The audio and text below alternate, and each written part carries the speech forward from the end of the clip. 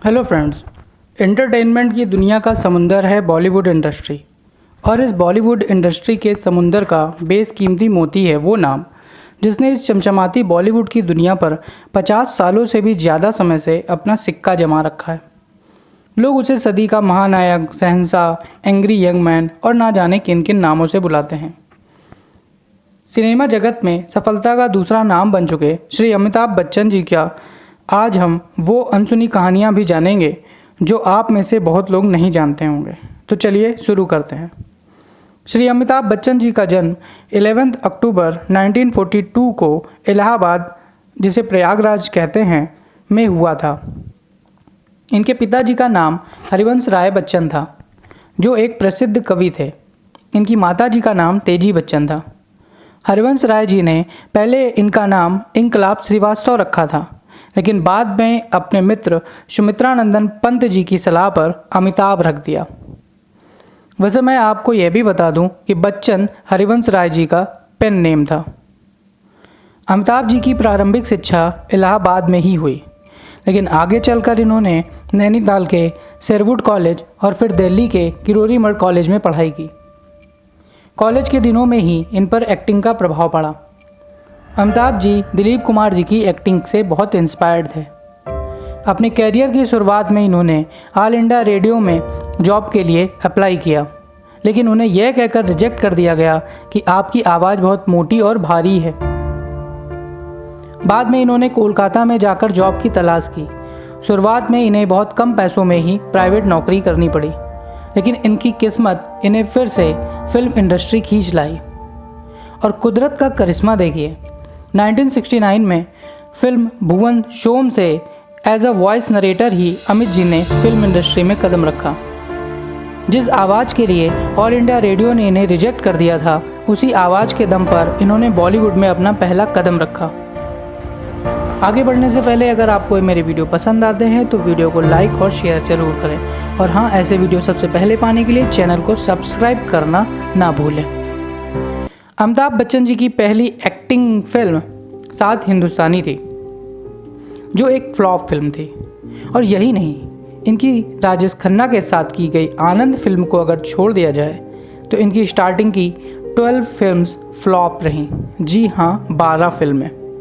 ज़रा सोचिए, गगनचुंबी सफलता को पाने वाले अमिताभ बच्चन जी को भी पहली बड़ी कामयाबी को पाने के लिए लगातार 12 फ्लॉप फिल्म्स की असफलता का सामना करना पड़ा था।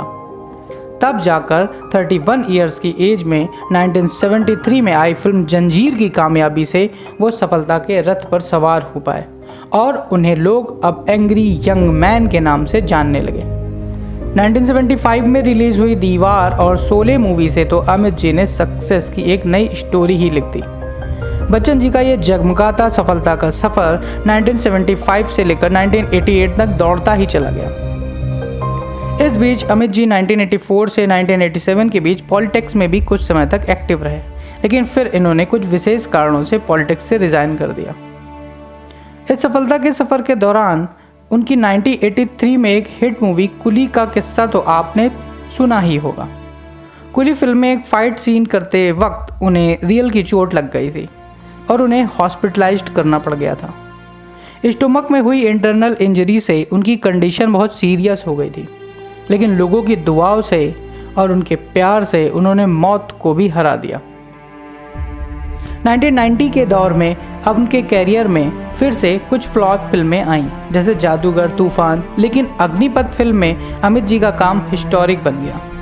फिर 1992 में एपिक फिल्म खुदा गवाह की, और उसके करने के बाद अमिताभ जी ने एक्टिंग से कुछ साल का ब्रेक ले लिया। उसके बाद 1996 में अमिताभ जी ने अपना एक खुद का मूवी प्रोडक्शन स्टार्ट किया, जिसका नाम रखा Amitabh Bachchan corporation limited, ABCL। इनका सबसे कठिन संघर्ष का समय भी तभी आया जब ABCL कंपनी घाटे में चली गई। कंपनी के घाटे के कारण इन पर करोड़ों रुपए का कर्ज हो गया, और इस बिहाफ पर लगे कोर्ट केसेस ने इनकी चमचमाती छवि को पूरी तरह से धूल धूसरित कर दिया।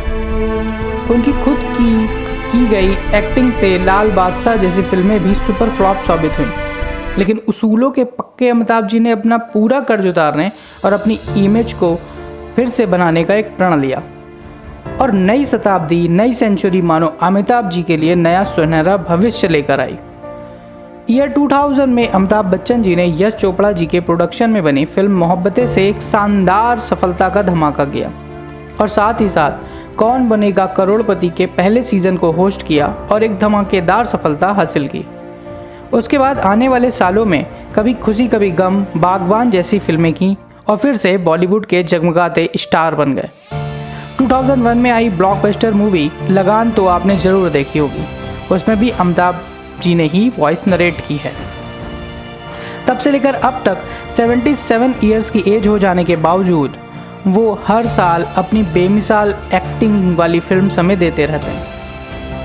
अमिताभ बच्चन जी अपने जीवन में बहुत बड़े बड़े अवार्ड्स भी हासिल करने वाले व्यक्ति हैं और अब तक उन्होंने 4 national awards, 6 IIFA awards, 15 film fair awards और एक एशियन अवार्ड मिलाकर 200 से भी ज़्यादा छोटे बड़े अवार्ड्स रिसीव कर चुके हैं। श्री अमिताभ बच्चन जी को 1984 में पद्मश्री, 2001 में पद्म भूषण और 2015 में पद्म विभूषण से भी नवाजा जा चुका है। श्री अमिताभ बच्चन जी के जीवन पर आधा दर्जन से भी अधिक बुक्स लिखी जा चुकी हैं। श्री अमिताभ बच्चन जी के 50 सालों से दर्शकों के दिलों पर राज किया है। वो हमारे लिए ही नहीं, आने वाले जनरेशन के लिए भी एक आइडियल पर्सनालिटी रहेंगे। मुझे उनके ये डायलॉग जीवन भर इंस्पायर्ड करते रहेंगे कि लहरों से डरकर नौका पार नहीं होती, कोशिश करने वालों की कभी हार नहीं होती। नन्ही चींटी जब दाना लेकर चलती है, चढ़ती दीवारों पर 100 बार फिसलती है। मन का विश्वास रगों में साहस भरता है, चढ़कर गिरना, गिरकर चढ़ना ना अखरता है। आखिर उसकी मेहनत बेकार नहीं होती, कोशिश करने वालों की कभी हार नहीं होती। डुबकियां सिंधु में गोताखोर लगाता है, डुबकियां सिंधु में गोताखोर लगाता है, जा जाकर खाली हाथ लौट कर आता है। मिलते नहीं सहज ही मोती गहरे पानी में, मिलते नहीं सहज ही मोती गहरे पानी में। मुट्ठी उसकी खाली हर बार नहीं होती, कोशिश करने वालों की कभी हार नहीं होती। और अंतिम पद है कि असफलता एक चुनौती है, इसे स्वीकार करो। असफलता एक चुनौती है, इसे स्वीकार करो। क्या कमी रह गई देखो और सुधार करो।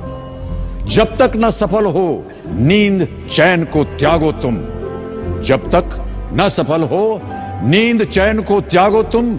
संघर्ष का मैदान छोड़कर मत भागो तुम।